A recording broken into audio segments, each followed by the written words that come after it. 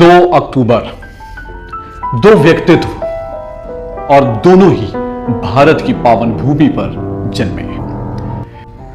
एक तरफ महात्मा गांधी, 15 अगस्त को स्वराज मिल गया। तो मेरी व्याख्या की स्वराज में तो हम एक दूसरे को भाई भाई समझकर बैठे। हमारे दुश्मन कौन हो सकते हैं? हम तो दुनिया में किसी को दुश्मन बनाना नहीं चाहते। हम किसी को दुश्मन बनना नहीं चाहते। वो मेरे स्वराज की व्याख्या बन जाती।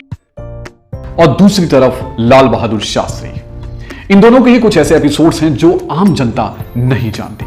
बात शुरू करते हैं महात्मा गांधी से, जिनके बारे में यह जाना जाता है कि वो बैरिस्टर थे। अपने पहले केस में जब वो कोर्ट गए तो वो कुछ भी नहीं बोल सके, क्योंकि वो ये कहते हैं कि उनकी कम्युनिकेशन स्किल्स अच्छी नहीं थी और उन्होंने फिर क्लाइंट को पैसे वापस किए। क्या आप ये जानते हैं कि महात्मा गांधी ने अपने शरीर पर डाइट के माध्यम से कितने ही प्रयोग किए हैं? उन्होंने बकरी का दूध पी के जीवन गुजारा, उन्होंने बिना नमक के सब्जी खाई, इसके साथ साथ वो कई दिनों तक तो फ्रूट्स पर ही रहते थे। महात्मा गांधी अपने दुश्मनों से भी कैसे बात करते थे, ये नमूना आप देख सकते हैं। उनका एक लेटर है जो कोई हिटलर को लिखा गया था और शुरुआत की थी, प्रिय मित्र।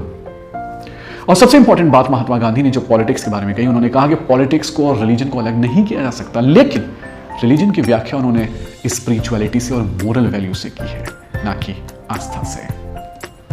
अब देखते हैं लाल बहादुर शास्त्री जी। ये जो आप लाल बहादुर शास्त्री सुन रहे हैं, दरअसल ये लाल बहादुर शास्त्री नहीं, ये लाल बहादुर श्रीवास्तव थे। जी हां, लेकिन लाल बहादुर शास्त्री जी ने साफ कहा कि मुझे कास्टिज्म नहीं पसंद, इसलिए उन्होंने अपना सरनेम बदलकर शास्त्री कहलवाया।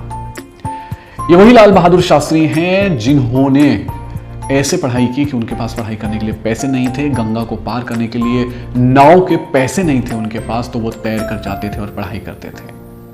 अगर तलवार की नोक पर या एटम बम के डर से कोई हमारे देश को झुकाना चाहे, दबाना चाहे, ये देश हमारा दबने वाला नहीं। तो एक सरकार के नाते हमारा क्या जवाब हो सकता है सिवाय इसके कि हम हथियारों का जवाब हथियारों से दें। ये वही लाल बहादुर शास्त्री हैं कि जब वो रेल मंत्री थे और उस वक्त जब रेल हादसा हुआ तो उन्होंने अपनी नैतिक जिम्मेदारी समझते हुए रेल मंत्री पद से इस्तीफा दिया। क्या आज की राजनीति में इतने उत्कृष्ट राजनेता देखने को मिलेंगे? जैसे हमारे जो राजनेता हैं वो अगर इस नैतिकता को और इस ईमानदारी को अपने राजनीतिक जीवन में ले आए तो हमारे देश का उद्धार बहुत जल्द होगा।